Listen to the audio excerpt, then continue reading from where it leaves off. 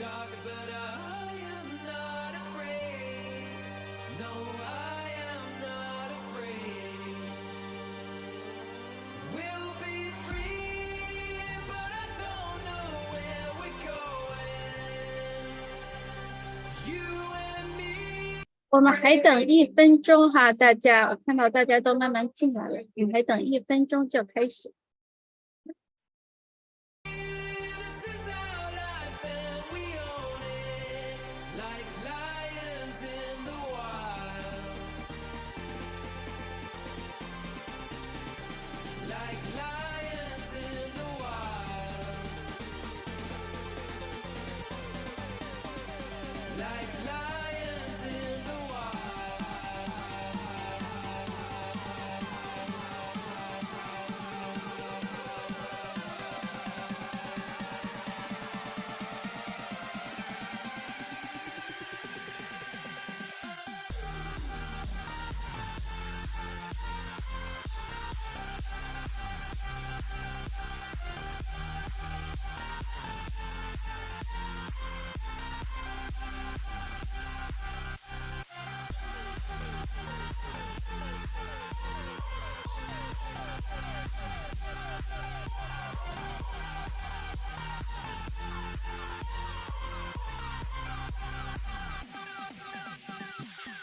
Looking out at the open skyline, reaching out, I can almost touch the place where the lost ones find their freedom in the dark, but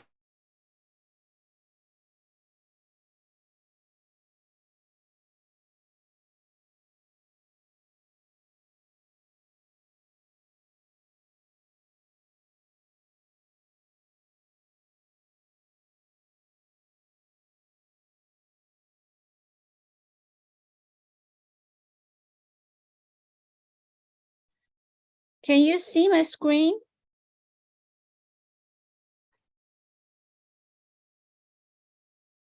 Hello， 大家能 Yes，看到我可以现在看见，share的这个 screen 吗？可以看见。哦，OK，太好了。Can you see my screen？ OK，我来把这个之前这个把它关掉，这个关掉。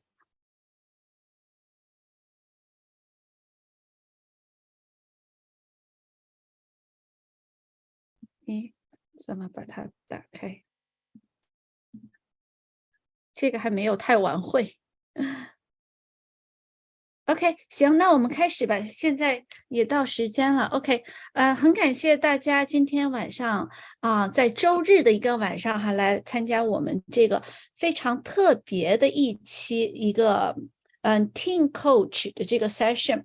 今天呢，我们是非常的开心能够请到了 Serena， 来自Florida 的 Serena。Serena 从去年开始就和我们的那个一些中学生做一个 peer coaching， 然后他非常善于去，当我们就是哎呀和现在的孩子真的是有代沟，就是说不知道怎么去 encourage them。Serena 能够很好的跟他们互动，而且他特别的阳光。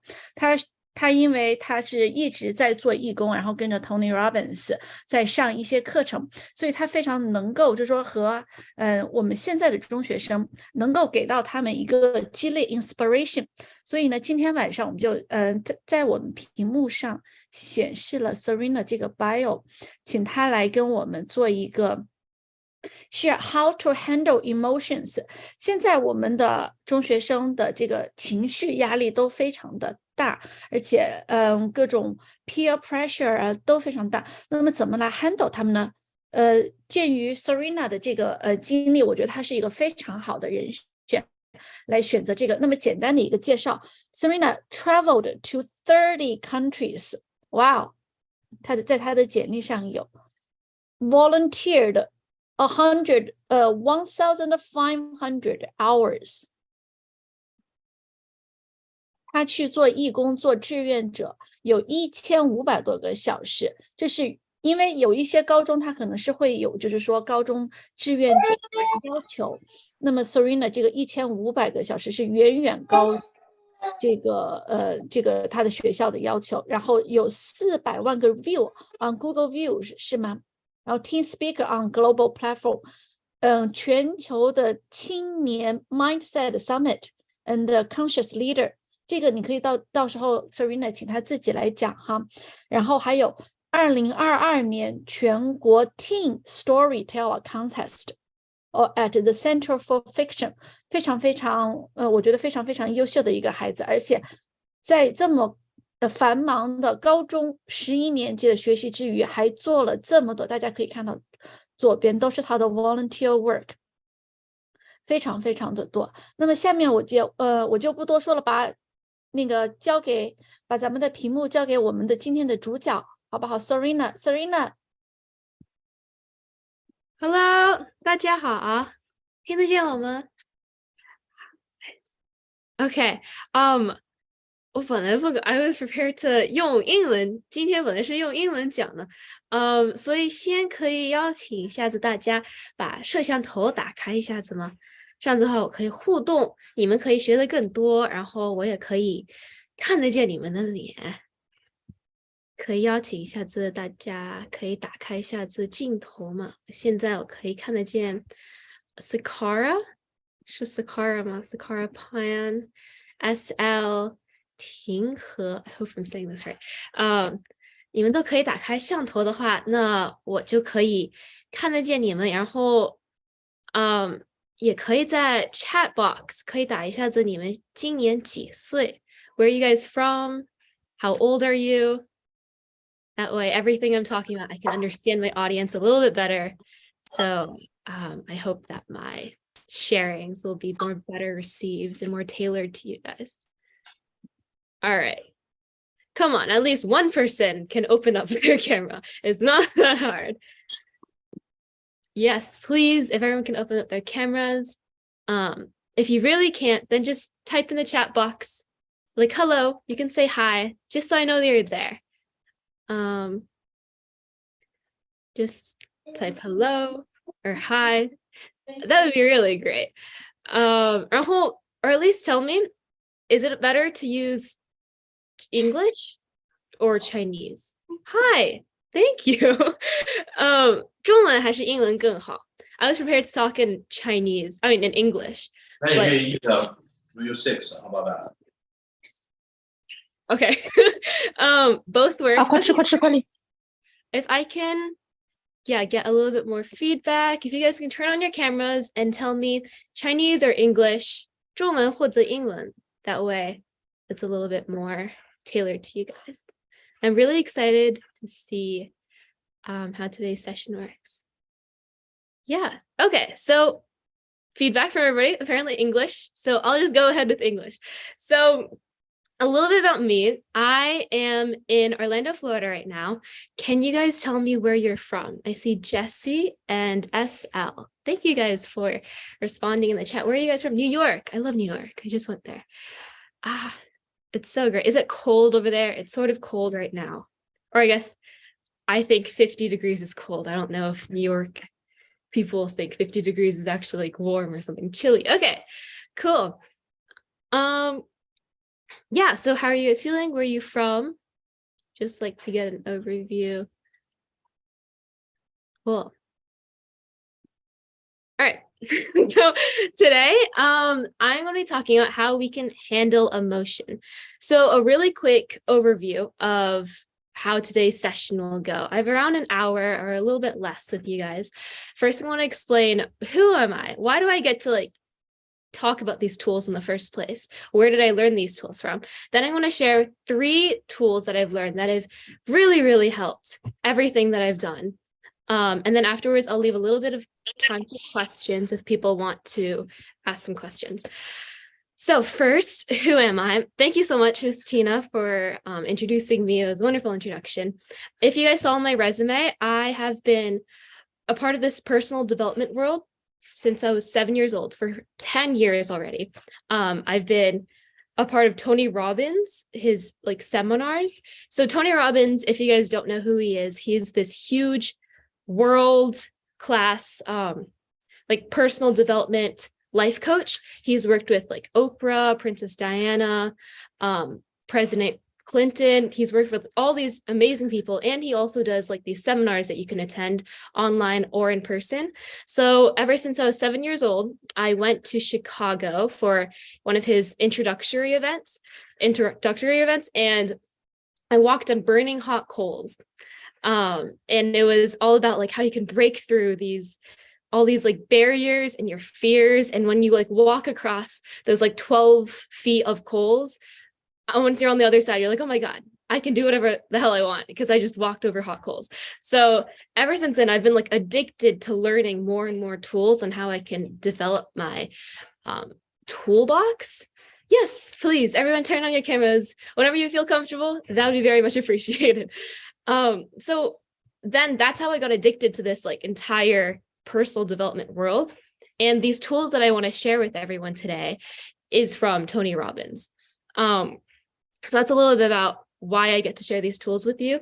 And these tools are really, really helpful to me because ever since I've learned them, I am like the co-editor of our school newspaper, and we're first in the nation for over 20 years in a row. And I've used these tools for leadership skills, for like just developing myself and handling my emotion. And I've co-founded an online global community called Athena Sisterhood, also by using these tools. And we use these tools in the sisterhood to help monthly. We have these meetings and we also utilize them. So it's like amazing toolbox. And I don't have a lot of time here today, but I would love to share just 3 on how to handle emotion. So first, if you guys could type in the chat box, how are you feeling today? Just like one word, like, are you bored? Are you happy, excited, annoyed, tired? I know I'm a little bit tired. I'm feeling curious right now. Solomon says bored. I feel you. Yeah. Any other emotions out there? Because as Tony Robbins, he says, the tired. Thank you for being honest. Yeah, I totally get you. As Tony Robbins says, the quality of your life is the quality of your emotions. Stress. Oh my God. Thank you for saying that because I have an amazing tool to deal with stress. He says the quality of your life is the quality of your emotions. So if you can handle and you can understand why you're having these emotions, and if you can make these emotions more like you can handle them better, then you can basically handle your life better. So any other emotions out there, it doesn't have to be positive. Any emotion is good. Yeah. Oh, spotlight. Cool. Stress. I've stressed. I've tired. Is anybody else feeling happy, sleepy, something like that? All right. Happy, but a little bit tired. Just finished tennis. Oh, that is so cool. You play tennis with your mom. I used to play tennis with my mom for a few weeks, and then I don't like tennis. I'm so glad you like tennis. That's so cool. Any other emotions out there? Today's all about how you can handle your emotions. All right. Cool. I guess I'm going to go into these 3 tools. So first, the tool is called physiology. It's how you can change your physiology. Now, physiology is the way that you hold your body, the way that your body is moving, the way that your posture is, the way that you're breathing. So right now, I'd love for you guys to turn on your cameras. If you can't turn on your camera, then just behind your camera, you can just show or move your body into a way that you would look like when you're sad. Like when you're really, really sad, you lost somebody that you love forever, like a pet or a friend or something like horrible happened to you. And your body is just like, what does it look like? Like, just observe it. Like, is your body more in? Like, are your shoulders in? Are your shoulders out or your shoulders crouching in? Is your breathing deep or is it more shallow? Is it fast? Is it slow? Is your head up or is your head down? Notice like these little details, like how is your body feeling?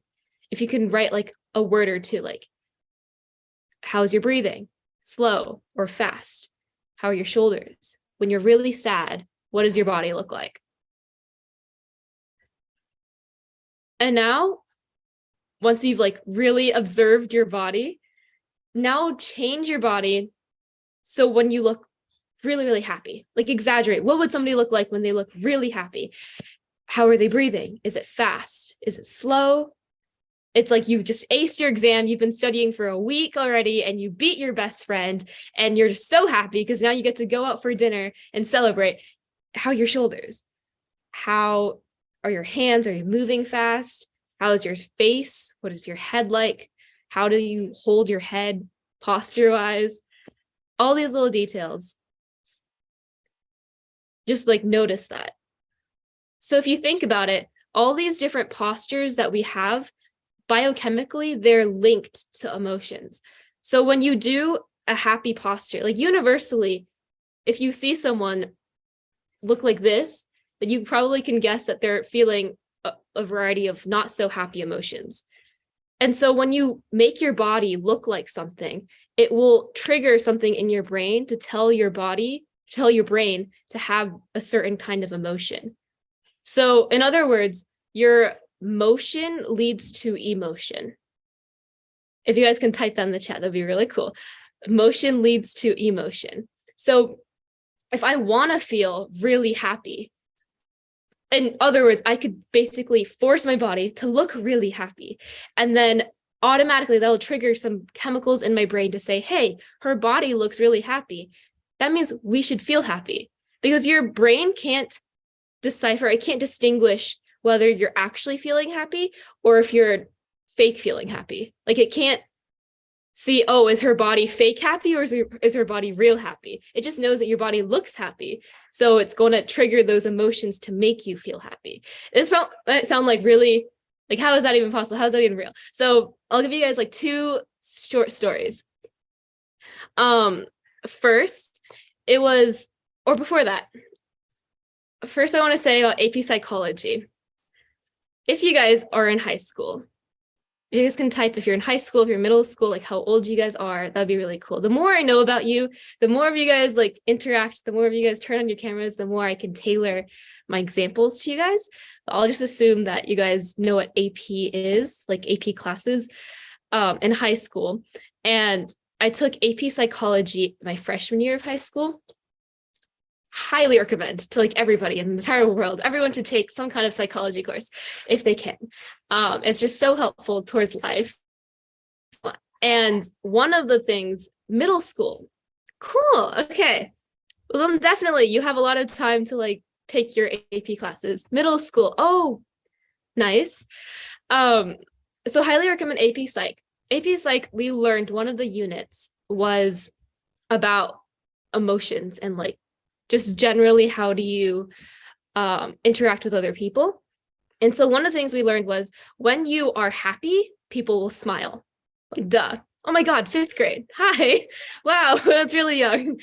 And so when you're happy, you're going to smile, like obviously. But then the reverse is also true. Like if you are not that happy, but if you smile, you can make yourself happy. So, and it's like scientifically proven, if you fake smile for at least 2 minutes, or not even smile, if you fake do anything for 2 minutes, agreed, nice. Anything for 2 minutes, you will change your emotion. So for example, if you are not so happy, but you fake smile for 2 minutes, you will start to feel happier. If you are actually really happy, and then you force yourself to be in a frowning state, like all wrinkles and like furrowed brows, you will notice that your emotional level will like drop immediately, like probably way faster than 2 minutes, but it's scientifically proven by 2 minutes, you will have some kind of like emotional change just based off of your body. So that leads me to like my 2 stories for examples. in my life, my grandma is she came here to America. She's in China right now, and she came to America a few years ago, obviously before COVID, to just like look after us when we were, oh, this is not a few years ago. This is when we were really young. So this was like years ago. My grandma came over to look after us, like my brother and I. And my parents were always busy at work, and then my brother and I obviously be at school. And so when she came to our house, she just felt really lonely because everyone in our neighborhood, we all speak like English, and so she didn't have anybody to actually talk to, and she just felt lonely and sad. And every single time, I remember I would see my grandma walking down the stairs of our house, and her body, you can read people's emotions off their body, right? So I could just tell, oh my gosh, my grandma's just not really happy at all. And she would only be happy when we came back from school and we would talk to her and we would laugh and we would cook together. But other than that, she was really sad. So my parents, they went on this trip to a Tony Robbins seminar in India.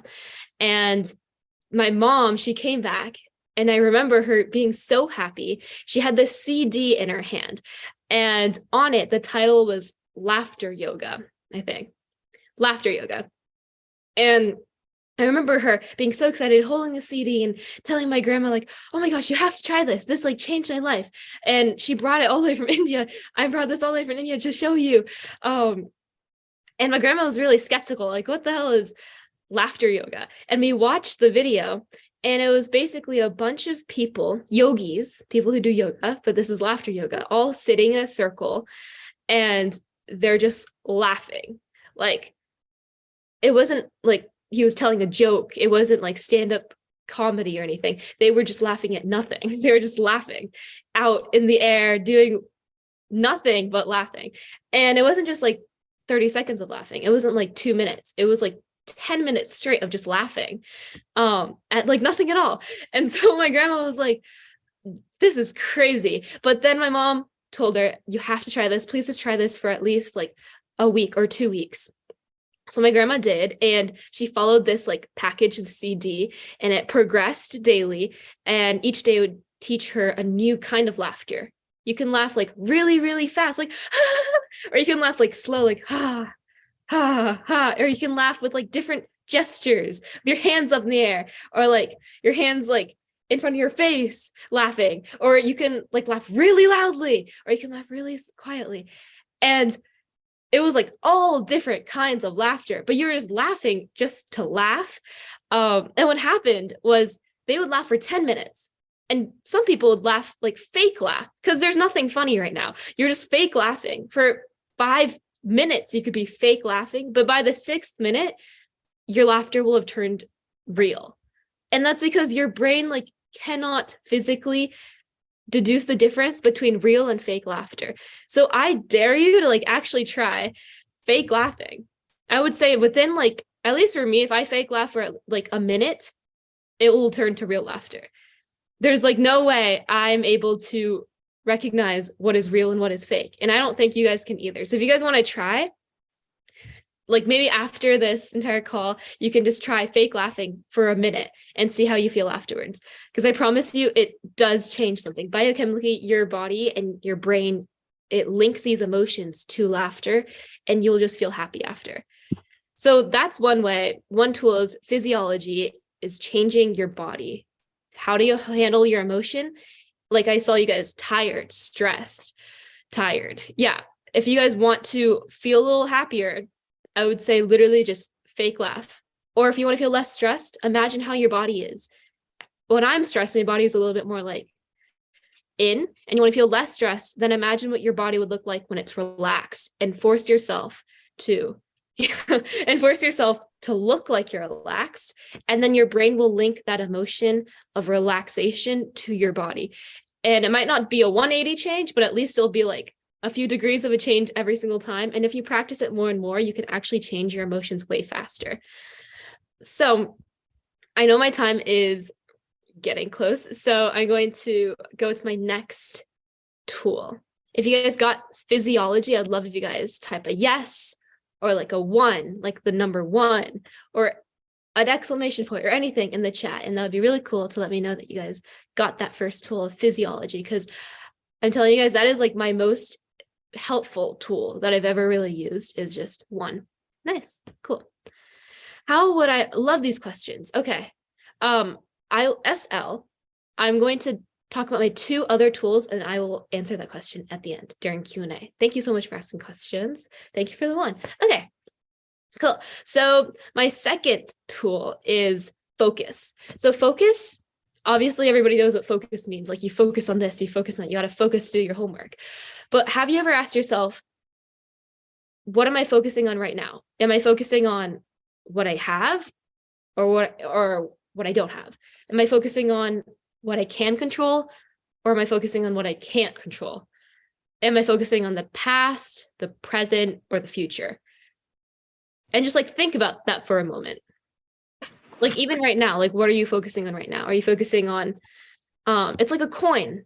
Like I try to imagine it as like a focus coin. Like every coin has 2 sides, right? And so right now, if you're present, oh, I love that. So if you're focusing on what you don't have right now, or what you can't control, what if you just flipped that focus coin and you tried to look at everything from the other side, from the other, what I can control side? And that way, if you can change what you focus on, you can change your emotions, right? Because you have certain emotions that you feel when you're focusing on what you can't control. Oh my gosh, my parents can't, like they told me that we were going to go out for dinner today and something huge came up and now my parents can't. And you can't control that because it's your parents and they have this job. And your emotions are feeling stressed and you're feeling angry because you're focusing on what you can't control. But if you just flip that focus coin and you focus on what I can control right now, like, hey, actually, maybe I can cook dinner so we can all have a really nice dinner at home. And then we're all going to be like really happy. And maybe next time my parents will decide to go to an even better restaurant because I cooked dinner this time, something like that. I'm just making stuff up. But if you focus on something different, just imagine flipping that focus coin in your head. And the more you practice it, the more easier it gets to flip. And then you can change your emotion based off what you focus on. And so focusing, just having that awareness is really important. Another thing about focus that I really wanted to touch on is, have you guys ever heard the quote, all suffering comes from focusing on myself? Like all suffering comes from focusing on me. And when I first heard that, I was like, what? But then I realized it was true. So first, I'm going to take you back to when I was in 3rd grade. 3rd grade me, I was very quiet. I would definitely say I was like a huge introvert. I would be the kid that like never wanted to be called in the front of the class. I hated attention. If someone were to ask like, oh, hey, how would you describe Serena in 3 words? They would just probably say like quiet, smart, artistic, something like that. And just for me, it was a huge deal even to like answer a question in front of the class. So imagine in like November of that 3rd grade year, we had student council elections, and to be a possible candidate for a student council representative, you needed to have a 1-minute speech. And for me, I guess inside I've always been a leader. And so even when I've been really, really quiet, and it like scared the heck out of me to talk in front of a group of people, I still wanted to do the speech. I still wanted to be a candidate. And so for that entire month of November, I practiced with my parents. I wrote my speech. I recorded it. I played the recording before I went to bed so I could memorize it. And it was like, that was my life for 1 month when I was in 3rd grade. And so all I could focus on was, what do I do if I mess up? What if I like trip? What if I forget my speech? What if I do something like horrible and everyone laughs at me? So it's all me, right? Like my focus is on me. What if I mess up? So if only I knew this tool of like focus, and I was so stressed and so nervous about my student council speech, but if only I knew how to change my focus to not me, but other people. Like, hey, how do I help these other people. Why do I want to be a student council representative in the first place? It's because I want to help this class. I want to help our class contribute better to this grade. I want to like create all these different programs. I want to help us do better things. I know that I'm a really good representative and I can organize bake sales and I can organize book drives. And if I can think about how do I contribute to them, I'm thinking of other people now, right? So my focus isn't on me. My focus is on them. My focus is on helping. Hello there, gorgeous. Thank you for turning your camera on. Okay, never mind. I'm so glad I got to see your face for 1 second. Okay. If anybody feels comfortable, please turn on your cameras because it's really cool and I get to see who I'm actually talking to. And so when I actually focus on other people, I'm like, I didn't do this at the time when I was in 3rd grade. I didn't learn these tools yet. But if I did, I would have been able to completely change that emotion of stress, of nervousness. And once I take the focus off me, my emotion probably would have been something more like, hey, like gratitude. I get to do this for other people. Or like pride, like, you know what? I'm a really good candidate for this. Or just the opposite of nervousness, like excitement. Like I am able to do this. I'm helping these other people. Imagine how cool it will be when I am the student council representative. So when I did that speech, I did get elected to become student council representative, and it was like an amazing feeling. And that's like led all the way till now. And so I think this tool of focusing, it's one is flipping that focus coin. What am I focusing around? Having that awareness to flip the focus coin on what I have versus what I can't have, or what I don't have, and what I can control versus what I cannot control. And also just focusing on other things, on other people rather than myself, because we don't live in a bubble, right? Like we live in a society where everybody has to interact with other people if you want to be able to help, if you want to be able to have an impact. Like I do all this community service. I think you saw Miss Tina had on my resume, I have 1,500 plus hours of community service. And that's because Tony Robbins, he says, the secret of living is giving. So even if you like have all of this material stuff and all of these friends, in the end, it's also about what can you give to other people? Like, how do you leave a legacy? Because what do you do that makes you feel good? It's by, at least for me, the answer is by also helping other people, then you can create a bigger impact. And so that way, if you can change your focus on helping other people, you reduce any kind of negative suffering emotions that you're having right now. So that is my second tool of focusing. If you guys can type a 1 in the chat of if you guys got that tool, if you guys want me to elaborate more, if anything at all, that 1. I love you, SL. Thank you, Solomon. Cool. Thank you, both. Nice. Chris. Oh, you guys are great. Thanks. So I guess I'll go on to my third tool. Third tool is language. Okay. So language, obviously we have progressed from like cave people and we don't talk to each other in just pictures. We have like words now, we have language.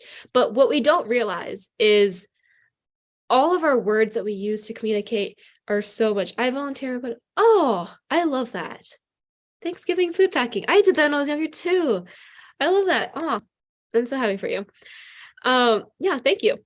So language, what we don't realize often is that we have all these words that we use have a lot of power. Like they, not just emotionally when we hear words, but like chemically in our brain, we connect certain emotions to certain words.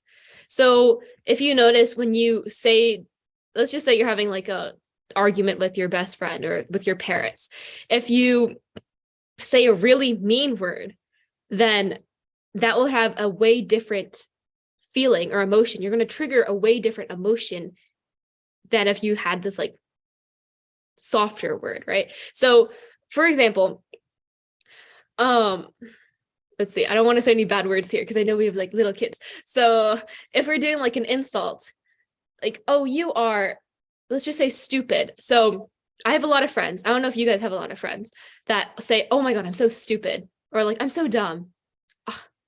I'm so slow. Like I have this one friend, he's like an absolute genius in math, and we were doing homework together, and he's been working on this one problem for like 20 minutes, and then he finally got it. He was like, oh my gosh, I'm so stupid.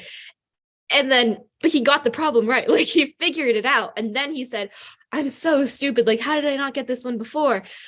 And it just made me realize, it like clicked in that instance. I was like, wow, this incredibly smart person, he is so smart, way better than me in math, and he's constantly saying that I'm stupid, like I'm dumb.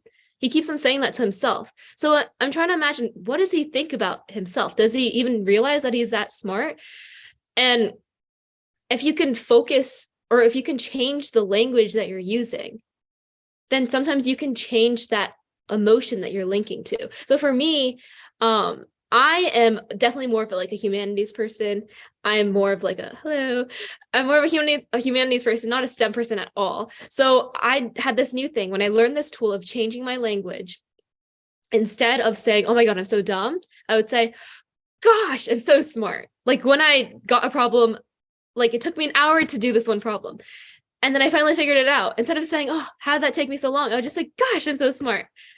And like, it could be sarcastic. It could be like absolutely making fun of myself. And then, but just because I'm using that different language, just because I'm saying I'm so smart, I started to realize that when I got actually like seriously annoyed with myself for not doing a problem right, my brain would be like, no, Serena, remember you're smart. No, remember you're smart. You're actually smart. You can do this. And that would help me change my emotion around, because instead of thinking, oh, I'm so dumb, I'm so dumb, I'm so dumb, even when I say I'm so dumb, I don't actually think I'm that dumb. But by like psychologically, you're training your brain to say, I actually am dumb in the moments that you need it the most, to say that you're smart. So like, in other words, sometimes the emotions, if you look back, a lot of these emotions that you're feeling, if you feel sad a lot of the time, if you feel really tired a lot of the time, if you feel stressed a lot of the time, do you use those words in your life as well? Do you use the word stressed a lot? Do you say, I'm stressed? Oh my gosh, this stresses me out. I'm so stressed. Like, do you use the word stressed a lot if you're stressed? Yeah. All right, cool. So if you're feeling angry, do you say, no? Okay, thank you for being honest. Cool. So if you have some kind of emotion that you feel a lot, what do you find it coming up in your language? I'd be really curious to see if you guys actually do find this in your life. Like, what emotion do you have a lot of? Do you feel tired a lot? Do you often say I'm tired, or I'm exhausted, or like, oh, I'm really bored? Oh, bored. Okay, yeah. Do you often find yourself feeling, do you often say I'm bored? This is boring. Oh, this is so boring. No? Okay, cool. What kind of words do you use? Sometimes. Thank you guys for, yeah, tired. Okay. Sometimes. Yeah, cool. So I love this awareness. I think all it is, one of the biggest things I've learned is just awareness, just having an open mind. Maybe this is possible. Maybe this is true. So if you can just have that awareness, hey, maybe I feel bored a lot. And do I use that word bored often in my vocabulary? If I do, or even if I don't, what if I can change the word bored? What if I substitute it for like, I'm feeling curious? Because when you're bored, you're mostly looking for something to do, right? You're looking for something that hooks your interest, that hooks your curiosity. So maybe if you change it to like, I'm feeling like very curious, like I'm really, really curious right now. It's a more neutralish, positive word. And that also changes your emotion, because when you're bored, you're sometimes like annoyed, like, why the hell am I here? But if you can change it to be, I'm actually curious right now, that opens you up to a different emotion of, hey, I want to learn something. I want to learn something new, or this could be interesting. It's a more lighter word, which will lead to a lighter emotion. So one really quick story that I have on language is when I was younger, like I told you guys, I was very quiet. I was very, very introverted. And we had a family friend come over when I was like 4. And she was like very close family friend. So she came in, hugged my mom, hugged my dad, and she was about to hug me.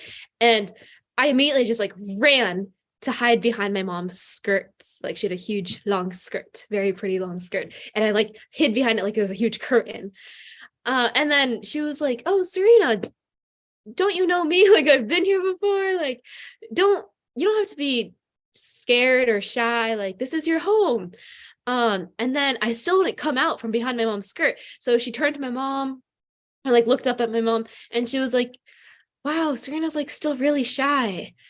And my mom just looked at her and she smiled and she said, "No, Serena's not shy. She's just observant. She's just quietly observing the world." And I don't know if I actually remember that story because my mom and my dad have told me that story, but I do know that my mom didn't put that label of shy onto me, right? Because I wouldn't say I'm shy now. Like I'm actually the opposite of shy, I would think. So if she did put that label of shy on me, maybe I would have, from that moment on, I would have been like, "Hey, I am shy. I'm supposed to be shy." So maybe instead of going out and talking to people, I'm going to be a shy person because that's what my label is. That's what people think I am. So that's what I should be. And I'm not going to go out and talk to other people. So instead of putting that label, it's the same thing when you label your emotions. When you label yourself, "Oh, I'm actually really stressed right now," then your body and your brain will work together to try to make yourself more stressed because you're supposed to be stressed because you're saying, "I'm stressed right now." And your body and your brain don't want to contradict what you're saying, right? Your body and your brain, they're like, "Oh my gosh, Serena says she's stressed. We have to listen to her. We have to make her more stressed." Your body's going to act more stressed, like physiology, right? You're going to focus on stressful things. You're going to be more and more stressed because they want to prove yourself right. You always want to be right to yourself. So if you change the word stressed and you're like, "I am contemplating," or "I am," or an easy word, let's just say like a really, really simple word, like "I am open." If you just keep on saying, I'm open, your body and your brain is going to work together to be like, how can we make sure Serena's open? Oh, okay. What does open mean? Open can be she's open to more experiences. She's open to having fun. She's open to learning and getting better. Because even if you fake it, you're stressed and you say, "I'm not stressed." Sometimes that doesn't work because your brain's like, "No, shut up. Like you actually are stressed." But if you do like a more neutral word, like "I'm open," or "I am thinking," rather than stressed, your brain will try to make sure that you are right all the time. Okay, so that is my last tool, my 3 tools of handling emotions. So my last tool was language. If you guys could type a 1 in the chat if you heard my tool and you learned something from it, or questions. I love questions. If you guys want me to elaborate more. Oh, thanks. 1. Oh, you're so sweet. Okay. Yeah, so cool. Those are my 3 tools. And what's really, really cool is, let me see if I can share screen, because what you guys just learned is one of Tony Robbins's biggest tools called the triad. So it's 3 different things, right? Let's see. I hope you guys can see my screen. This is just a Google slideshow, 1 slide, very simple. It's just what you guys learned. So physiology is the bottom because that is your foundation. It is the first thing. It is the most important thing. When you change your body, when you change how your body acts, how it feels, how you're breathing, how your shoulders are, how your head is, when you change all of that, it changes your emotion, right? Because motion leads to emotion. That's physiology. Then your second one is focus. And focus is, like I said, the focus coin. When you focus on what you have or what you don't have, when you can control what you can't control. And if you focus on something other than yourself, and you focus on helping other people, that also changes your emotion. And lastly is language, right? The last side to the triangle is language. So if you're changing the label that you give your emotions, if you're changing the words that you use all the time and giving it a more neutral word, that also changes your emotions. So this is called the triad, like 3, triad. And that tool of the triad, this tool of the triad is one of Tony Robbins's most foundational tools. And I would say is one of my biggest learnings that I got from him, from a lot of his seminars. And that really, really helped me handle my emotions. Super helpful. Thank you so much. Mwah. So thank you guys. I am going to open up for questions. And if you guys have any questions, type in the chat. I know SL had a question up there. I'm coming back to you. Okay. Oh, Sabrina. Love your name. Okay, so Sabrina had a question. How would I sustain that if I constantly have huge worries, and even if I tell myself I feel happy, I'm still anxious?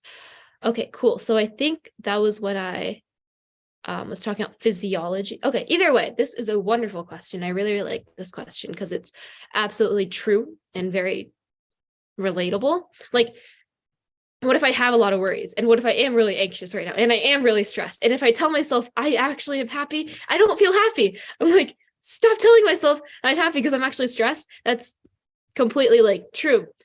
So I would say, let's go back to our triad, right? Okay, right now I feel really stressed and I feel really anxious. What is my body like right now? Is my like foot jiggling, or is my knee like bouncing up and down? Am I holding my shoulders? Am I holding my arms? Is I breathing like really fast?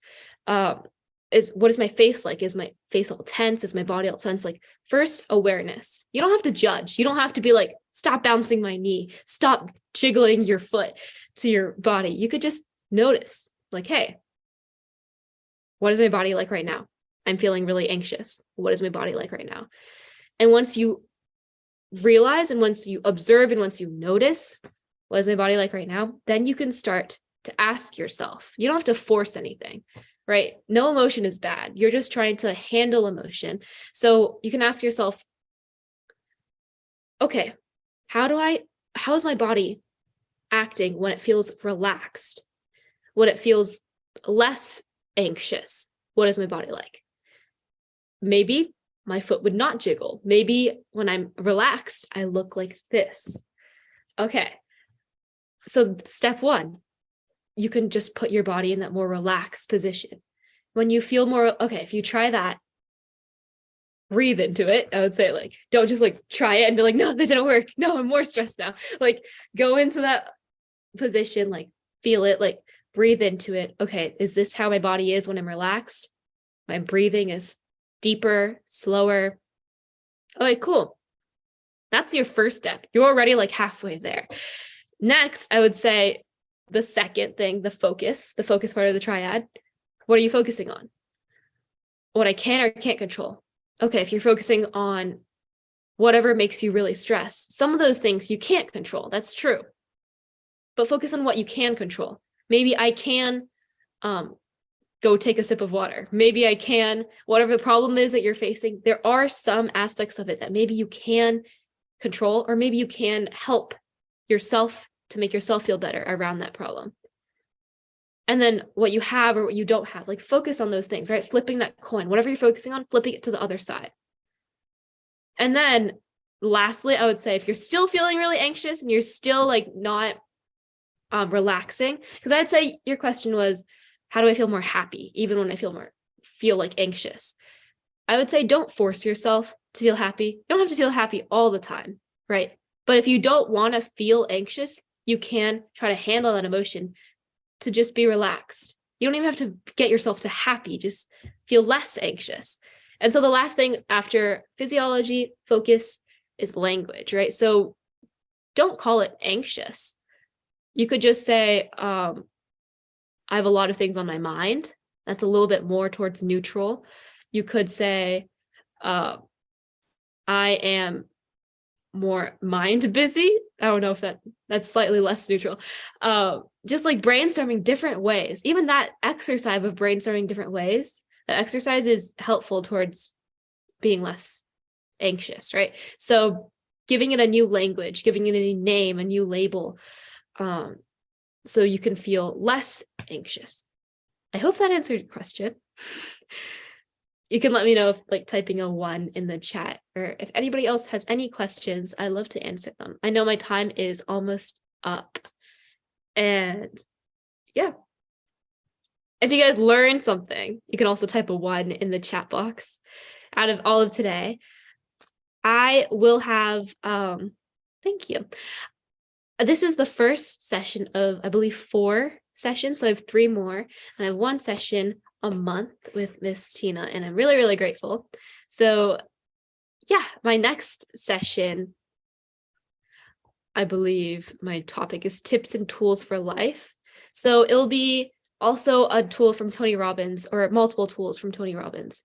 One, especially number 2, focus. I love that. I also find, yeah, any of those, I would say number 1, number 2, number 3, just try them in that order, but definitely number 2 if that works. Yeah, you could just try number 2 first as well.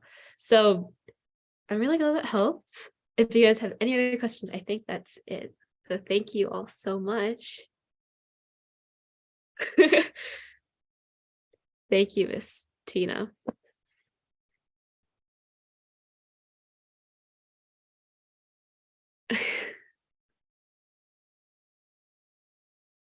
All right.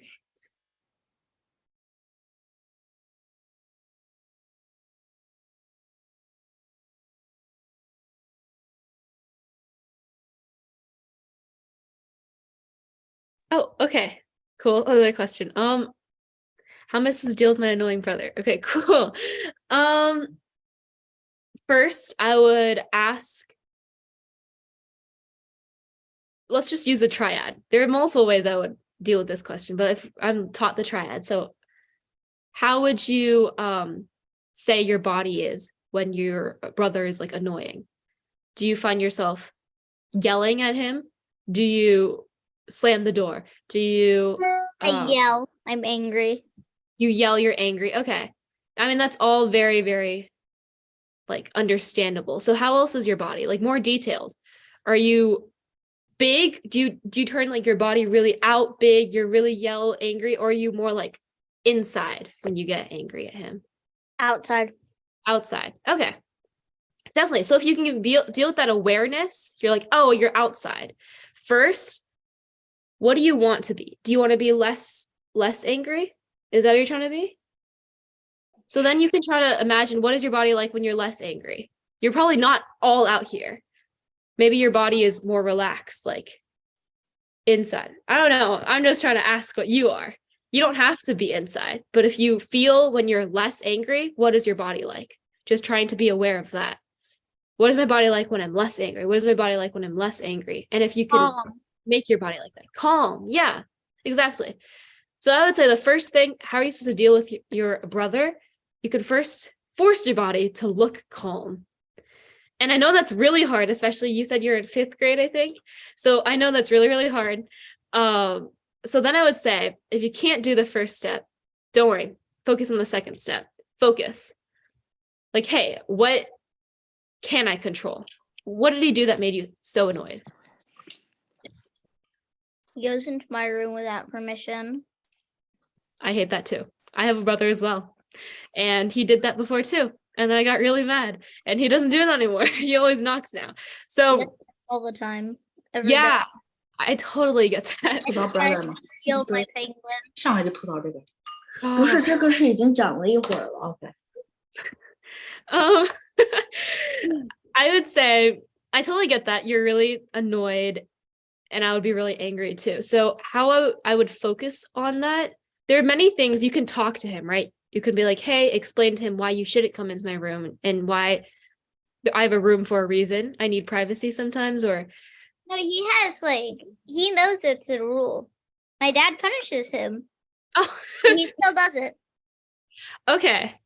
So I would say for me, this entire session is all about how you could focus on yourself, right?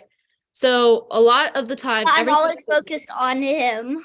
Yes, that's first step, awareness. That's so good. If you're realizing, hey, I actually focus on him. If you focus on him, you get mad, right? What if you focus on yourself first? Like, what can I do to make myself less mad? If the first step, if you can just focus on you, getting yourself good, then the second step is, hey, what can my brother do? But your parents are already there, like helping your brother, maybe giving him a consequence if he comes into your bedroom. So the first thing you do is focus on yourself. What can I do to make myself less angry? So then you can use the second tool, focus, right? What can I do? Do you know what you could do? Can you give me like one example? What can I do to make myself less I angry? usually just call out to my parents. Does that help? Does that make you less angry or does that make you more angry? It makes me less angry. He's just shipped away. Okay, so if you find that works, that's a really cool way. What's another way? Sometimes I just yell at him to get out. And either one, he gets out, or two, he gets punished and shipped away again. Okay. What's another way? What's another way that maybe makes you feel good, makes you feel less angry, that you can do for yourself? I dragged him out of the room twice. I done that twice. You grabbed him out of his room? Is that what you Dragged said? him out of my room. You dragged him out of your room. Okay. All right. I see how this is. Yeah. And then he So- tried to break in again. Oh no. So I definitely see all these focus, like all these ways that you can deal with your brother, right? What about emotionally? Not physically, not something that you do with your body, not something that you say, something that you think. What is something that you can think? I think that oh yeah, he's in my room. That's not good. I don't like that. What can you think to Causes make you my a little bit action. more happy?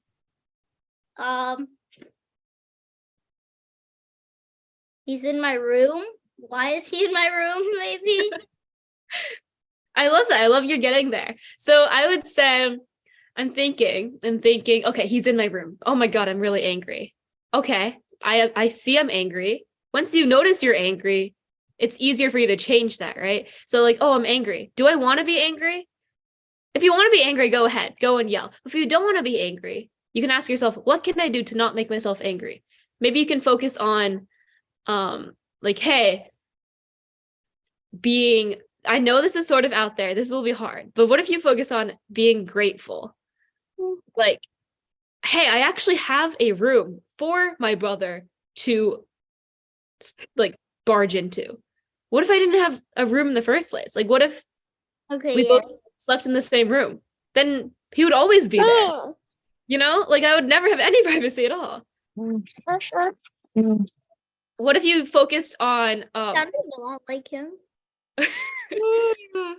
so if you, that's why I'm saying this might be a lot of practice, you know, if you practice on gratefulness, because what Tony says, you can't be angry and grateful at the same time. You can't be afraid and grateful at the same time. So if you ever want to stop being angry, if you ever want to stop being fearful, you just be grateful.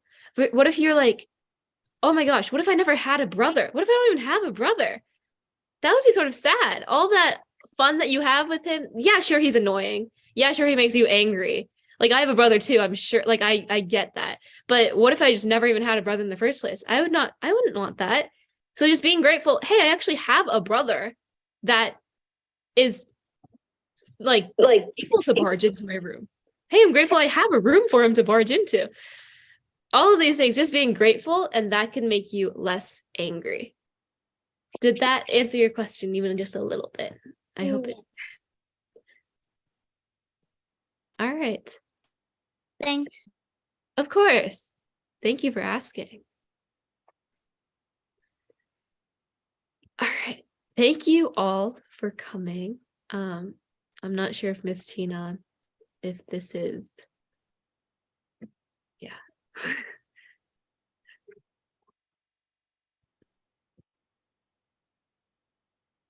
I can play some music. Thank Thank you. you so much, Serena. Of course. Thank you. That is so helpful.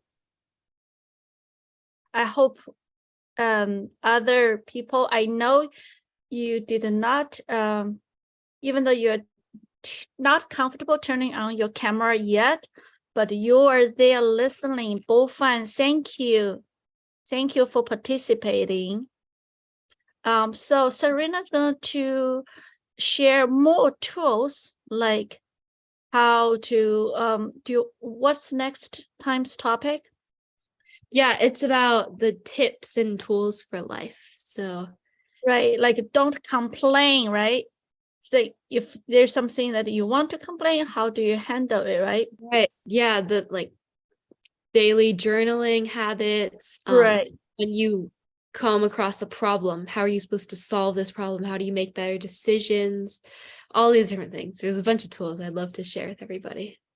Yeah, and also the third one, it's about time management, right? Yes, it's very So many to do right now for you guys. It's hard, but what do you do? How do you manage your time so that you can have all the wonderful things you want in life, but still in a productive way, right? So it could be very helpful, and we hope to see you again.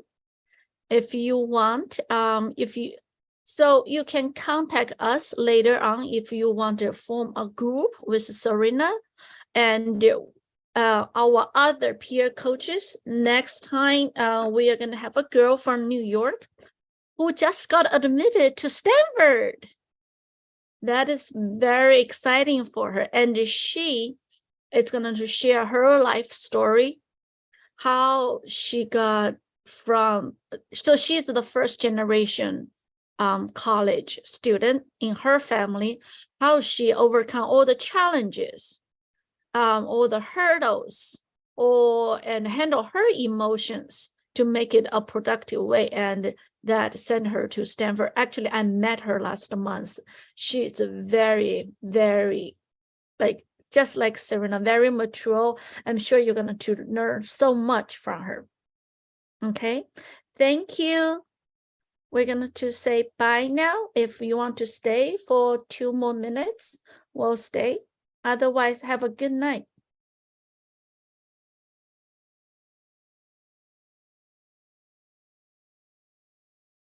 Bye.